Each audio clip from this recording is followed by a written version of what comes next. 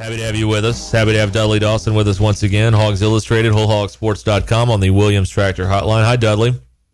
How are y'all doing? Great. We're doing great. Is there anything you're certain of about Razorback football after, 2.5 weeks or whatever it's been with practice? Yes, there's nowhere to go but up. Okay. There you go. I mean, that's the season prediction, and that's I've been over there and got to watch a few minutes of practice, and that's what I see. That obviously it's been a tough time around here. I do think they have a much better staff than they had the past couple of years, and whether that turns into wins against a very tough schedule, we'll see. But I do see it trending up, but I don't think it could trend down. Mr. Dawson, two-part question. Number one, the Jamie Newman, the quarterback at Georgia, opting out of the 2020 season is a huge development for Arkansas football and should make this a more competitive game, question mark?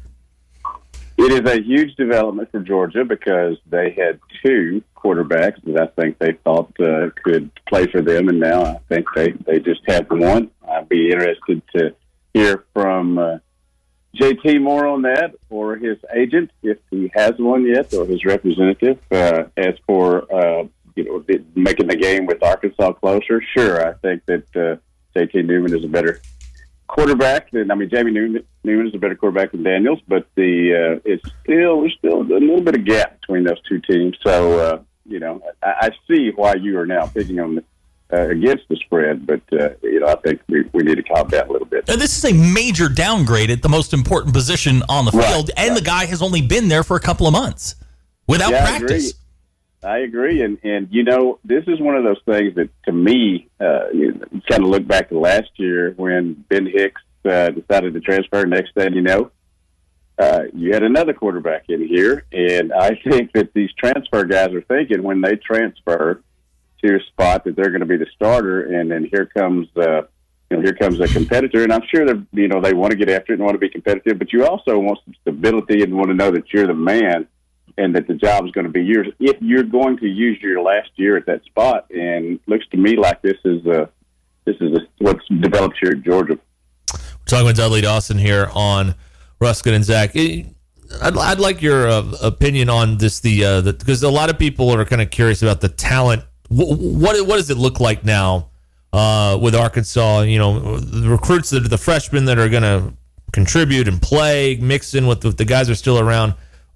Are they 9th? Are they 12th? Like, where are they in the league talent-wise right now? Well, it's kind of hard to quantify. I think that they pretty much were, when you included coaching, 14th in these last 2 years. I know people get mad at me when I say that Arkansas is 14th out of 14-team league, but, stats back that up and play on the field back it up.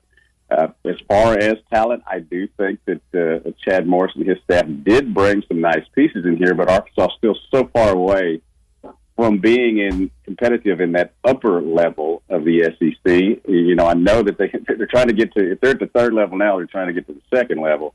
I believe they've closed the gap a little bit, especially defensively on the defensive line with teams like Ole Miss and Mississippi State and maybe Missouri, certainly Vanderbilt, but you're still a ways away from the overall 1 to 85 that are most highly competitive SEC schools.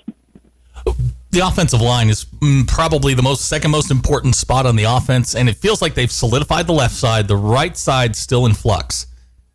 Yeah, it sounds like he's really searching there, and I'm sure that Coach Davis and Coach Pittman will put their best five out there. He's talked on the Zooms a little bit about how he would like to have 7 or 8 ready to go, and several of those have been cross-training, and certainly they've been trying some different guys at center and guard.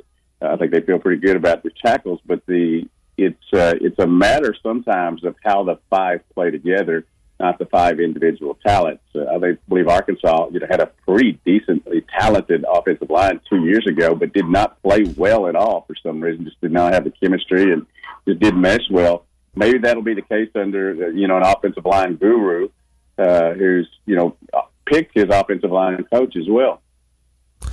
Talking with Dudley Dawson here on Ruscin and Zach. Pittman had one of those Zoom calls with the media last night after practice. What did you take away from that? Well, I think he kind of clarified a little bit that he doesn't think his team is totally out of shape. They're just out of shape in terms more mentally than they are physically. You've been beat down for so long. I mean, I think that, they'll be able to get out there in late September and play a full football game. I don't think that'll be a problem. But I think he's probably seeing what you two and a lot of us have, that even with some physical talent in spots, Arkansas has, for lack of a better way to put it, and going back to an old coach, let go of the rope a lot in the last 2 years when they had chances to be successful and found ways to lose instead of found ways to win. Again, you throw the coaching in there, but I think that that's what he's seeing now, is that maybe he's got some talent, but he's also got to mentally make them overcome the adversity that's kind of beat them down. And one of the ways you do that is turn over the roster.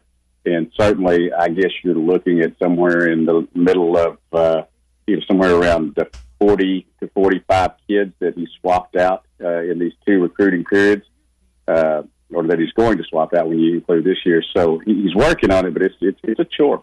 What do you make of what's going on at LSU? They got the ring last year. Everybody got paid. The ones who are opting out know they're going to be first rounders, and they don't want to go back and do anything that would hurt their NFL stock. And I don't blame them at all, although I'm sure that Coach O, he's saying there's still going to be a great football team. They got great players, but I'm sure that at night he goes home and thinks, "Man, this is going to be a harder challenge than I thought in this year." I mean, there's just guys left and right opting out. When Clowney was going into his junior year, there was talk that he may sit out the year. Let's say everything returns to normal schedule next spring and next fall. Could we see top-end guys opting out? Yeah, I think it's going to become a trend, and this year will set that up. You're going to have guys who, and especially when you look at it in the fact that they're going to get the year back. And do you want to go play another year when you've got your path ahead of you? I mean, kids are trying to jump, straight, or used to jump straight from the high school to the NBA. They're going to start doing that again soon, with bypassing college. So I think you're going to see a lot of movement, and it's going to become a thing. Once a trend starts, it's hard to turn it around. And I know college football coaches and college basketball coaches that don't like to see it, but that's the way of life now. Well, and it's like sitting out the bowl games. What was like? Right. I think Christian McCaffrey was one of the first big name guys to do that, and now that's when there are bowl games, if there are this year, and that's commonplace now. Yeah, and I would tell you, Sean Andrews maybe started that. But, yes. What did he have? Nasal polyps, a sinus infection. That's right. Yes. Yeah. Something like that. We're talking with Dudley Dawson here on Ruscin and Zach. It certainly feels like the football's going to happen. Like unless something wild happens here in the next couple of weeks, I mean, it feels like people are preparing, and this thing is going to at least get off the ground in a couple of weeks. Right, and UCA could be 2-0. Yes. By the time everybody else in the state starts playing.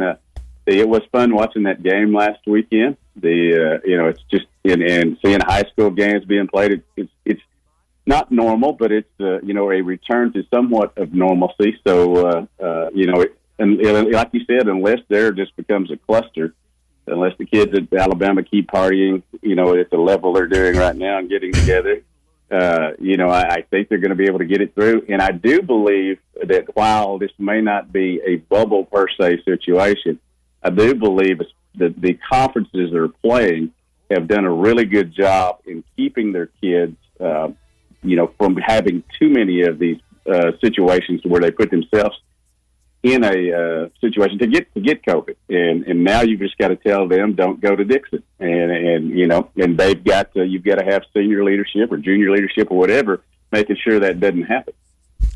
How are the Cowboys going to disappoint us this year? Well, my team does it in such a myriad of ways that they turned it into an art form. Yes, they have. I actually feel pretty good about them. We're in a division that's not that great. So you could go 10-6 and be there. I do feel like that they have a real tested and tried football man being the coach now, much like they do here at Arkansas with Coach Pittman. So I think some of the Jason Garrett Mistakes will not be made with this staff. Again, I said that about said that about Arkansas and Dixon Street, the Cowboys, and certainly we know that they have guys down there who have gone to many parties. They've got to stay out of Frisco and Arlington and whatever night spots, and because while they do have a lot of talent, I don't think that they have a lot sitting back there if some of their top guys went out. And I'm Andy Dalton, I'm sure, is a fine quarterback, but there would be a big drop off if Dak went out. Talking with Dudley Dawson here on Ruscin and Zach. Let me get back to Arkansas for a second. And Felipe Franks speaking on the Zoom earlier this week. Just what'd you think about that? Well, he, I got a chance to know him a little bit during the I guess you would call it the recruiting process, and when he was deciding where he was going to go. He's a very intelligent young man. He's much taller than I guess he's listed 6'5", 6'6", but he seems taller than that. He's quite the specimen. We know that he's been in the SEC battles before. Some he succeeded in, some he had a setback. But I do think, and I don't think I'm breaking a scoop here, I do think that of the quarterbacks that have gone through here the last 2 years, and I think it's an unknown fact that I went 6 for 9 against Tulsa with 2 touchdown passes. But I think that he's the most solid of the quarterbacks that they've had here, in terms of experience, talent, and meshing with an offensive coordinator who knows what he's doing. Hey, yesterday on the show, Mike Neighbors let us know that he won a state championship in mime. I was curious if you've won a state championship at any level in the performing arts. No, I did not, although as the country song goes, I'm pretty good at drinking beer. Did you know that Mike had won a state championship in mime? I had heard that, but only not because he told me, but because we had mutual friends who thought that would be funny to get on there about. He's come out of his shell though since his mime days, because he really doesn't keep his mouth shut very much now. So. No, he's our Don Rickles. We're working on producing photos of this, Dudley. So we'll definitely let you know. We're looking at every Greenwood Bulldog yearbook we can find, seeing if this is in there. We've got the entire Greenwood community right now scouring for a VHS tape of the state championship winning mime competition performance. That's right.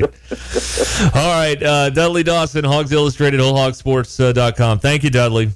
Always a pleasure, guys. All right, thank you. Dudley and all our guests join us here on Ruscin and Zach on the Williams Tractor Hotline.